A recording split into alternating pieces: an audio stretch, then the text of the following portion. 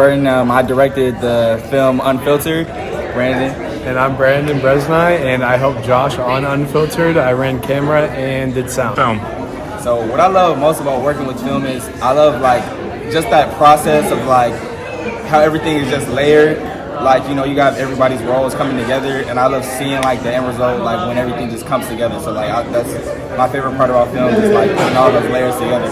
Amazing. Yeah. Hi, my name is Axel Miles McAvoy. I love the stories that come through film. I like telling stories about people, their experiences, individuals who might not be as well known.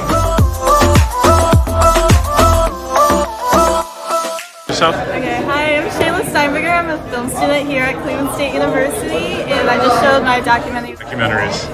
I love learning people's individual stories that I interview and be able to see like the different like community I explored within Fremont that I didn't even know about. Many of the small businesses that did open up and the people that did own those businesses were very unique.